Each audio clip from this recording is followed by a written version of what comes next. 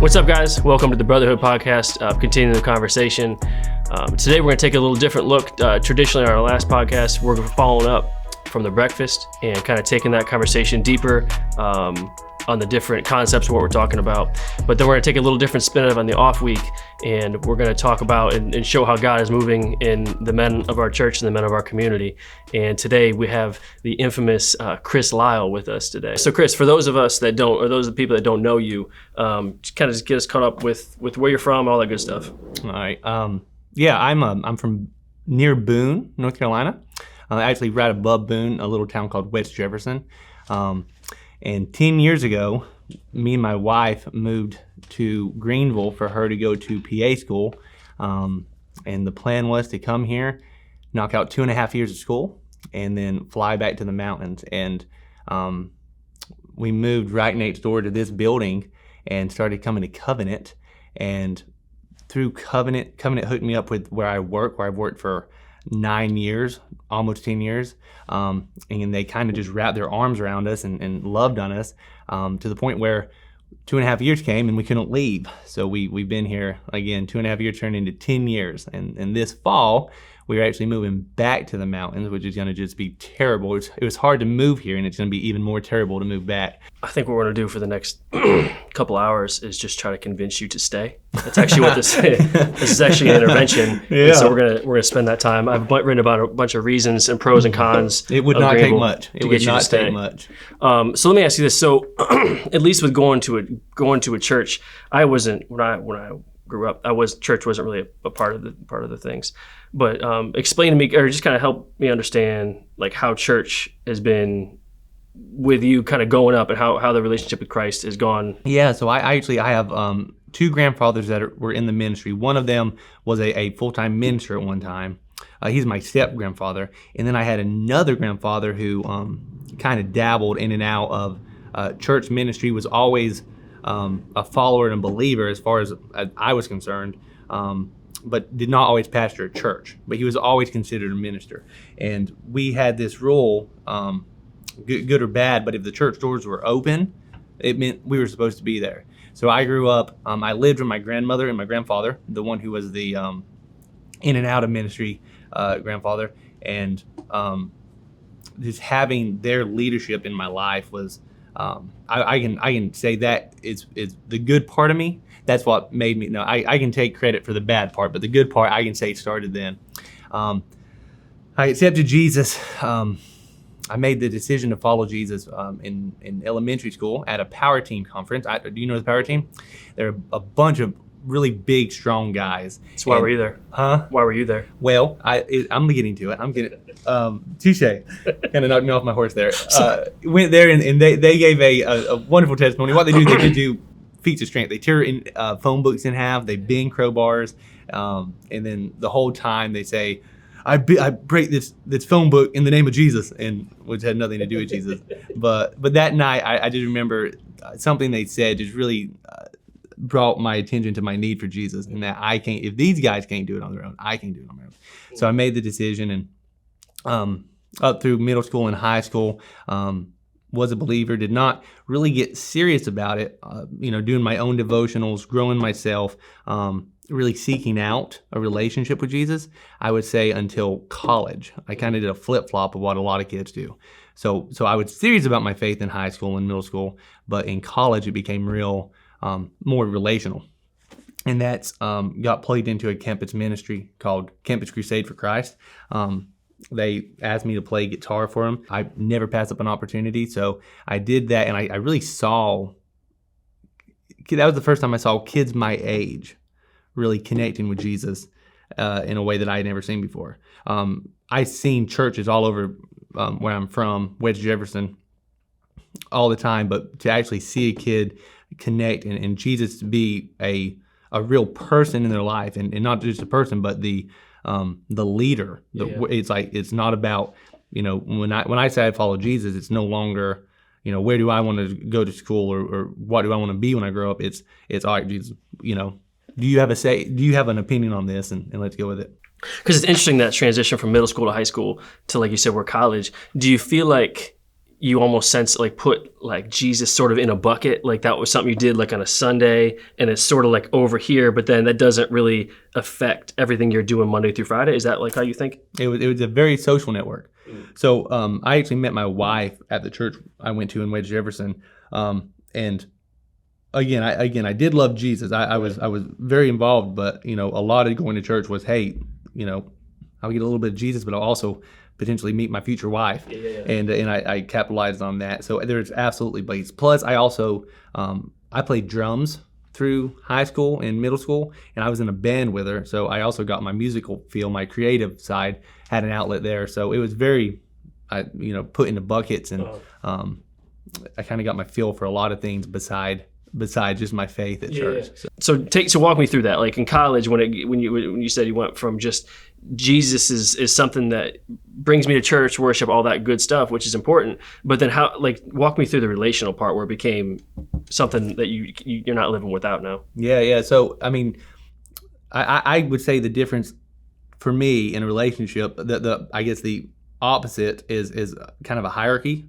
So like me and you, like when we go to lunch, we ask each other, hey, where do you want to go to lunch? Where do you go to lunch? And we, feed off each other there, and we usually end up at Chipotle.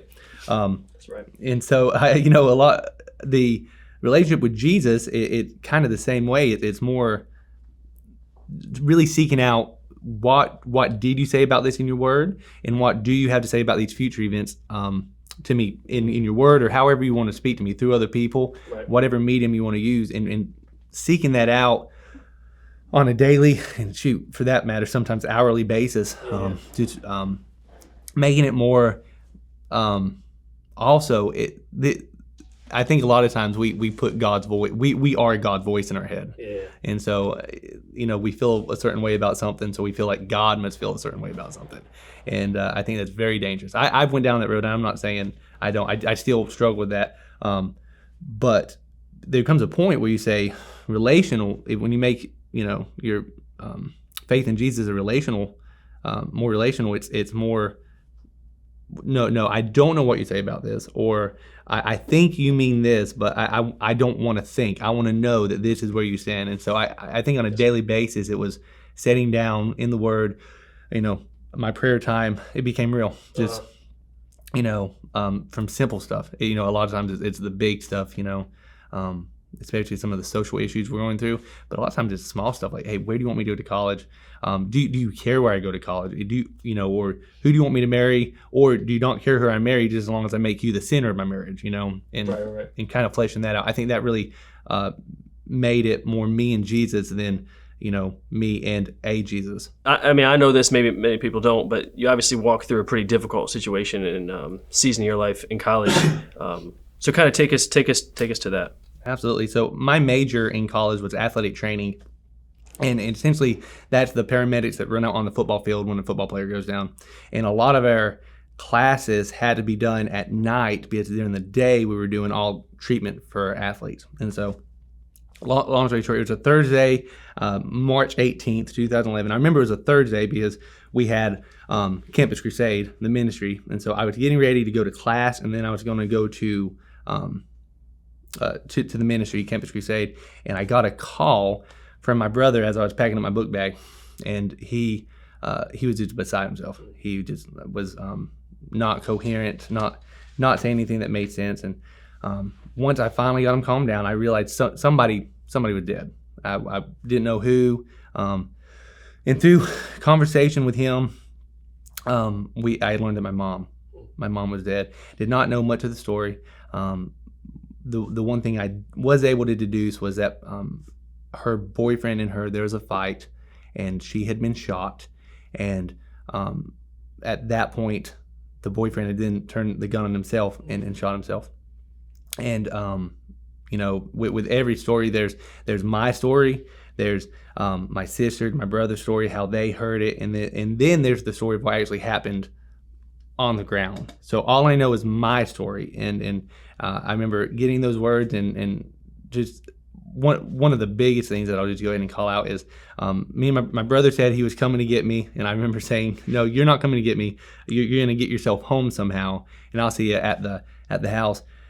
And I remember the guy who was in the room with me when my mom, when I heard the news, had lost his mom about 5 years before. And he was by far just the most calm human being in the world. He was a believer, and just and out of all the people in my life at that time that could have been in that room with me, he was the perfect human being to have. Because I remember he hugged me. I remember I hung up the phone. He didn't know what happened. He just was kind of hearing me talk to my brother, right. And I just looked at him, and at that point he was shocked. So there were no tears yet. And I just remember saying, I think my mom's dead, and he didn't surprise him, didn't catch him off guard. He just stood up, gave me a hug, and he said, "All right, go take care of your family, and you and I will have a cry when we get back." And he patted me on the butt, and he walked out of the room. And I thought, okay, batter up. And so I got a hold of my dad. My dad had already heard, but he came and got me I went to Appalachian State, came and got me. And there was a community college near App's campus that my sister is at. And I remember we were driving up the hill. There was a hill. The building was on top of it. And I remember driving up the hill. We heard her wailing. Oh, yeah, it was that was probably one of the most haunting sounds I ever heard. And as we got closer, it just kind of like an ambulance coming from far away. It just got closer and closer. And we got there, and she was just like on her knees down, sitting up against the side of the building. I don't know who told her. I wish I would have been the one to be able to tell her. I think my brother didn't know how to handle it. Of course he didn't know. I mean, who knows how to handle that? And so he just started making calls. Right. And so the first trauma happened, I would say, when I heard that mom had died. And then all the traumas after, just watching each person learn one by one about it. And that was very traumatic too. It's funny. I feel like when trauma and when stuff hits home, it's almost like things slow down. Because it's funny hearing you say, like, I remember the hill. I remember right where I was standing. I remember exactly what he did. It's almost like your mind slows down when those things happen. Mm-hmm. But like, so what were you feeling? Like, you talk about your brother and how your sister. Like, what were you feeling? You said it great. Everything slowed down, and it's almost surreal. And the biggest thing is, I remember just thinking they must have made a mistake. Like they thought she was dead. They took her to the emergency department, and they revived her. And whoever told my brother just got it wrong. And then kind of the 5 stages of grief. Yeah. I think I went through all of them about 9 times, from the ride from Boone to Wedge Jefferson. And the biggest thing that I felt was, I remember in one of the periods where I was actually accepting it, I remember feeling just God's voice, or hearing God's voice saying, "Listen, what's happening right now is terrible. It's absolutely horrible, and nobody's denying that. But your time to grieve is not right now. You got to be there for your family. As a spiritual leader, you have to point them toward me through this horrible situation. If there's any good that's going to come from this, it's going to come from me, and you have to point toward me to people look for me." And I remember the whole way back. Actually, I remember being in the back of the car. My dad and my stepmom were in the front of the car, and my sister was in the back with me. And I just remember her just wailing, but she looked at me one time and she said, "How are you doing this? How are you holding up?" And I actually remember saying, "It's Jesus." I don't really. Yeah, I remember. I mean, just yeah. And it's so funny. So this was 10 years ago, and as we've talked about it a little bit. Past couple of weeks, I've kind of started remembering these little details. And again, I said, it's Jesus. I don't know. And I think being forthcoming with, I know it's Jesus, but I don't know how. I think she still remembers that today. Wow. Yeah. So the drive back is probably about a 30-minute drive, and it seemed in my head to take 3 hours. But pulling into, we went to my grandmother's house. And just seeing everybody, I mean, there were people laying on the ground just wailing. I mean, it looked like just a war field, like a battlefield. And I remember walking in, and the pastor, my pastor was there, and I remember all I wanted to do was get to him so we could pray for the family. Let me ask you this, because this might sound a little hard to understand for folks too, even me. You said you felt God telling you, like, this is the moment. Basically, essentially, you're going to point. I mean, you said it beautiful, but it just points back to me. Mm-hmm. Go back to more of that moment and explain, like, hearing that or audibly, or however you felt like it was. Like, take me back to that again, kind of clarifying that. I think a lot of times when we pray, we read scripture and we read how, Moses got a burning bush to kind of lead him. And we're like, God, where do you want me to go to school? And we're like, dude, give me a burning bush. And if ever in my life there was a burning bush, it was sitting in the back of that car. And it's almost because I felt in that situation I should be crying and I should be beside myself, and I should be, the shock that set in when I first heard should be worn off, and it should be a bag of emotions, and it wasn't. And I remember even squinting my face, trying to make myself cry to fit in, and I couldn't. And it was kind of surreal. But I remember, all right, if I can't cry, what next? And just hearing, feeling, whatever. I mean, when God speaks, I don't think he necessarily wants us to be able to communicate how he does it. He's just like, you got my message?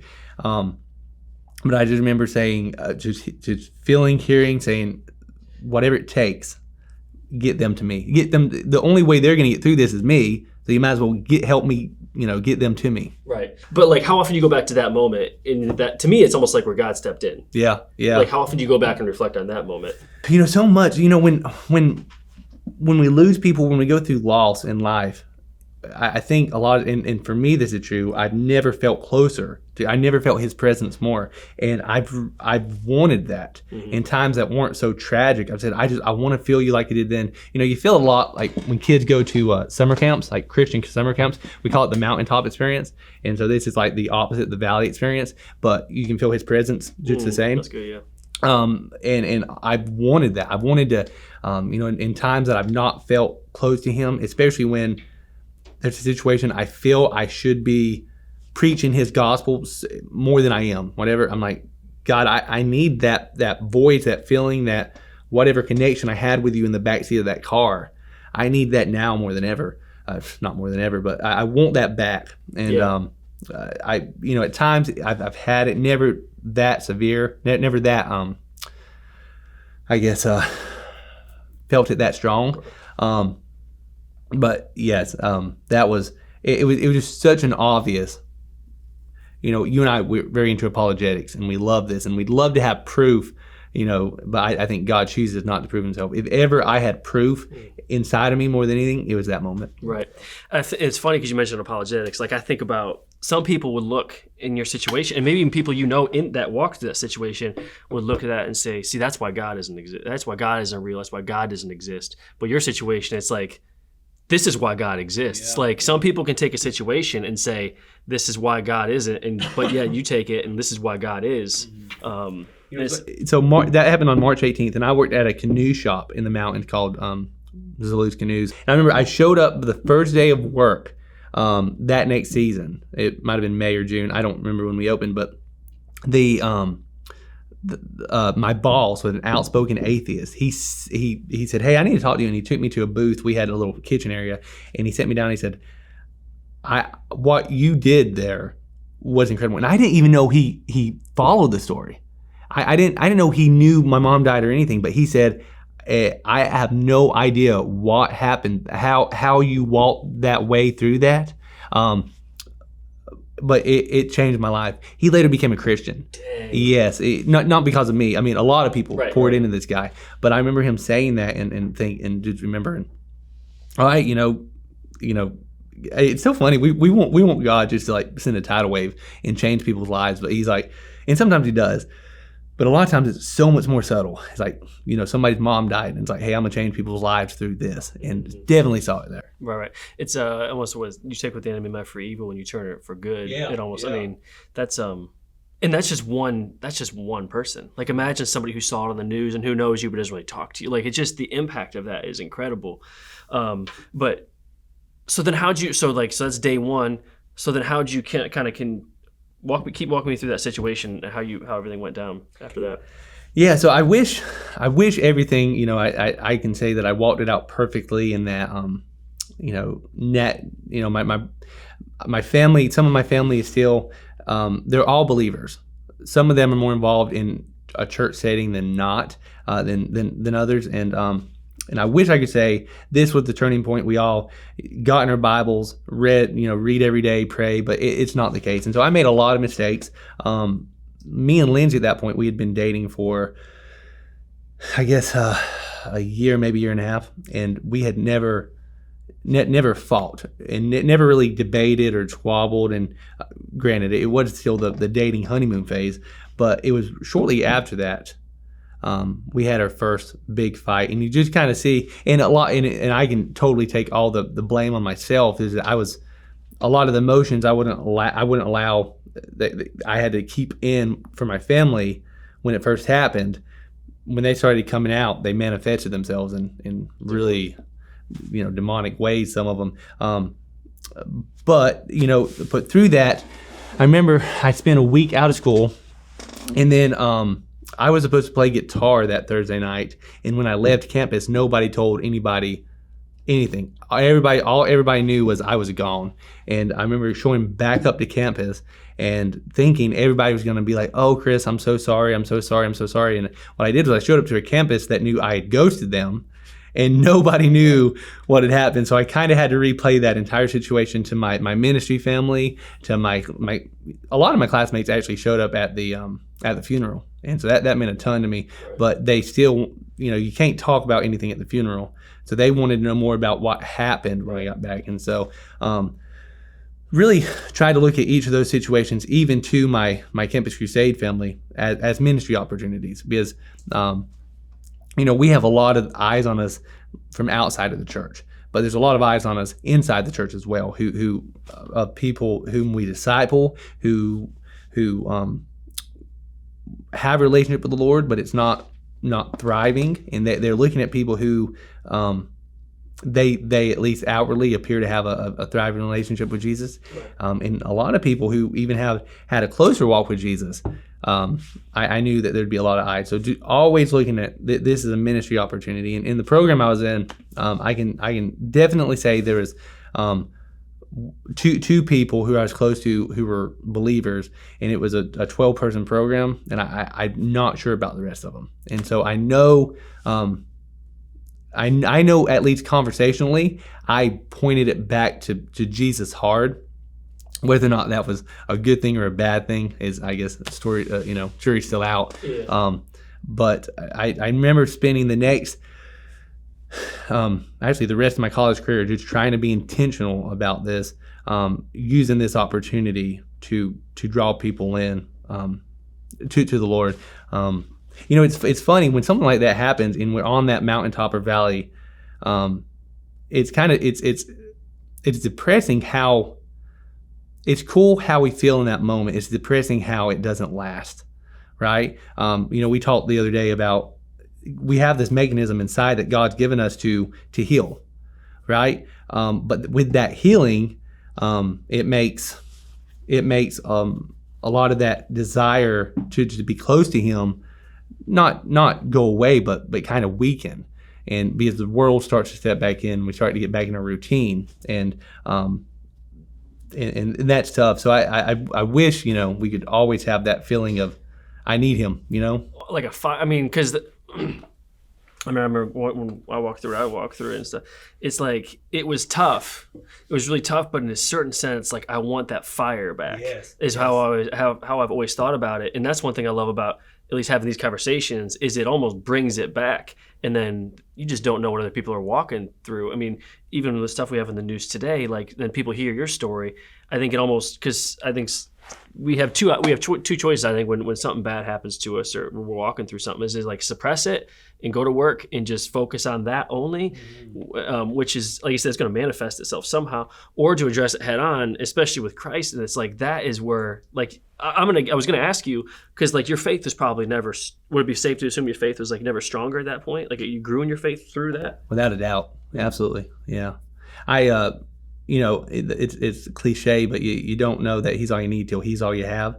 And hold on, say that, drop that again. Oh, you don't know that He's all you need until He's all you have. Yeah. And I had a lot of good people in my life at that point who were great and were there. They didn't go away, but my mom remains to this day hands down the hardest worker that I've ever met. I mean, she she would work countless jobs, just over and over and over, just go to work, and never complained, and just the toughest human being I know. And so I remember thinking, if she can be taken down, we're all going down. We can all be taken down. And as human, I don't know if it's as humans or just as me being the human I am, I need something to hold on to that can't be taken down. And at that point, I realized that best case scenario, right? This is gonna end one day. I might give it a good 80 years. I doubt it, but but at that point, I'm going away, and just needing that permanency is, maybe it's just me, but I needed something. Well, I know it almost reminds you that we're not going to be here forever, because sometimes I catch myself where I live my life as if I'm going to live forever. Yeah. But then when moments like that hit, you're just like, oh, that's right. Like, that's right. I'm not going to. But so at least with the angle of, the situation with being basically a murder, suicide, how'd you handle forgiveness? So that has been the most, I think that was the most obvious outward manifestation that God helped me through. And I can honestly say, you read in the Bible, Pharaoh with the Israelites, he was going to let them go. Moses did, some miracles, and God did some miracles through Moses, and Pharaoh was going to say, hey, let them go. But then the Bible says God hardened Pharaoh's heart, and he chose not to let them go for his glory, to show God's glory. I think he did the opposite in me, in that I remember thinking on the way home from Appalachian, but it really never set in. There was zero anger, there was zero resentment, any kind of harboring of negativity toward. The man's name was Rick, the man who killed my mom. I actually wrote a song called, and it was a cheesy song. It was early on after she died, but it was called "The Man Who Killed My Mom," and it was kind of going for that dramatic effect, like crap, but that hits like a ton of bricks. But I've never felt any hatred, remorse, anything negative toward Rick, toward his children, who after the fact, they came to us very apologetic, saying, "I didn't know my dad was sick" or whatever. And it was cordial relationship then. But then shortly after, it kind of turned to kind of sour when they were trying to get some of his guns, and we're like, "No, guys, these guns are going away. They're never gonna." So it couldn't start, but I never got angry at them, at Rick. I saw a lot of anger in my family. People who I look up to. Some people I've went to be on with my grandpa, my grandmother have since passed away. But I remember my grandfather. He had a lot of anger, and rightly so. Right. His daughter did that, yeah. And but I remember just not having to deal with that. God just really placed on my heart this idea. I heard a song once about a courtroom, and the whole point of the song was, they're throwing all this blame on the defendant, and then but as they throw more blame on the defendant, the judge starts turning the finger back on all the people blaming. And then this lawyer comes out of the woodwork out of nowhere and said, "Hey guys, don't worry, I'm gonna take care of all this for everyone." And of course, the lawyer was Jesus. And I remember just feeling that in my head, like, hey, the more blame you cast on Rick, the more it's just highlighting your issues and the stuff you've done wrong. And so if he doesn't, stand a chance standing before Jesus, I don't stand a chance standing before Jesus, right? Just because. On earth, we hold the murder to be like, the ultimate sin, but I'm no better. I've done countless things, and in a lot of ways, I would say even the stuff I've done worse, because I do mine in secret, and then I play this, Christian on stage playing the guitar, like, hands raised and worship. I mean that. I really do. That's not fake, but it's almost sometimes, like two-faced. And Rick was who he was, and he didn't hide it. So I can honestly say I did not have to handle or work through. I never sought therapy, by the grace of God, of what happened to try to get rid of that anger, because God just prevented it from rising up in me. Now, again, that I know it's God, because if you cut me off in traffic, if you say anything negative toward my wife or my daughters or anything like that, if you look at me wrong, right?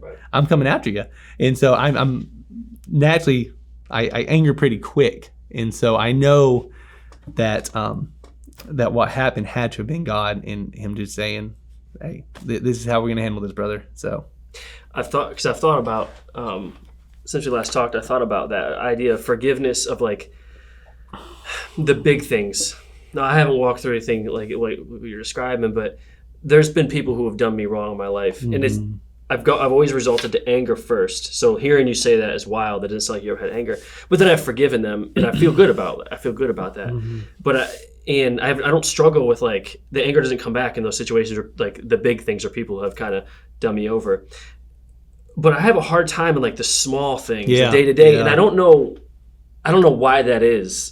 Like silly things where like I don't realize how much I'm harboring it. Yeah. So I don't know if you'd agree with that or not. I would totally agree. I don't know why that is, because if you cut me off so one thing I did learn, and you and I have talked about this before, is it's not, I don't see any good in assuming somebody's motive. And a lot of people who I saw got really angry at Rick assumed the worst motive. And what that does is when you assume the worst motive, you assume the worst story playing out on how it went down. And I think that's dangerous. And we do the same thing in traffic. Like they cut you off, they intentionally want to make you angry. Or somebody says something, that this is the worst of them. Somebody says something and you assume you know why they said it, what they were feeling when they said it, all the above. And it's a terrible thing, because a lot of things we misconstrue, pulling out in traffic, they're probably just got somewhere to be, and you're the last thought in their mind. And with what happened with Rick, if you assume just the movie murderer, right, it'll really eat you alive. It'll do so much damage in your heart. Whereas if you either, realistically, probably what happened was he was a schizophrenic, and it just got the better of him. And the man who murdered my mom was not the man that she had a relationship with. One thing I do, and I need to get better, is assigning narrative, like you're saying. Because it's funny that you will be driving, you're going somewhere in a hurry, and someone will cut you off, and you'll get upset. And the one thing that always strikes me is when the person, I come up next to him, and I'm not gonna do anything crazy here, but I'll look at him, just want to give him that look, like, And then the worst is when they're like, that's on me. That's my bad. That's my bad. And instantly, I'm like, man, like the day, and then you can see it. It's like your anger is mirrored, and it's like. But I always want to assign narrative. And even in this situation, when it's obvious the guy did wrong, he's sick and everything too. But that would be one of the easiest situations to assign narrative. And you didn't. And I just think, do you sometimes think, what would it look like had you walked through without Jesus on this? I think, honestly, and this is not a bash on anybody. I think I saw in some people who were part of my life at that point what it would look like, and it wasn't pretty. And a lot of those people are still. 10 years later, I don't want to say playing the victim, but they're still trying to process what happened and why it happened and how they're going to get over it. And I can totally see myself going down that road. Right. Absolutely. Even hearing you talk about it and go through the story and walk through it is like, it almost to me is like, I'm a believer, but even hearing I've heard you tell this story several times. Every single time it draws me closer to Christ, and I'm like, I know if something ever happens to me, if I ever there's a dude I'm gonna call and go and like. So I do agree, like you don't want to use that story as like by the way, even though that person might be hurting, but you just at the same time you never know what anyone's going through. But I guess my point is I love you like a brother, and just when you share that every single time, it's like I can't explain how you say you've forgiven him, and I never struggle with it, and it's like genuine. Like I can see, like he's right. Like I can see he doesn't have any. Sometimes I think we're like, I forgive him. It's like it's cool. You're like, no. You sure? You need a second? And so, but you just so comfortable with it. There's only one way to explain how that's possible, in my opinion.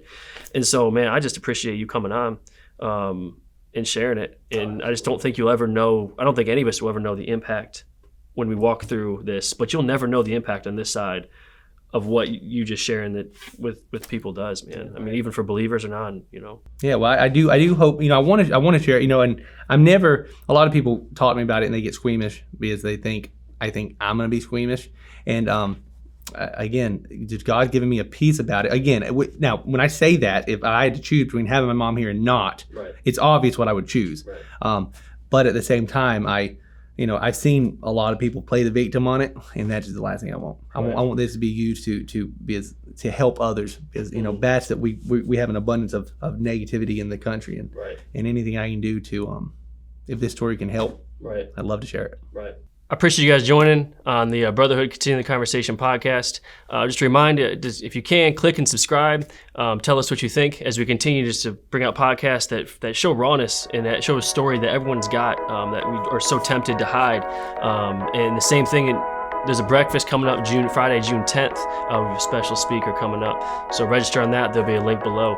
And we'll see you soon.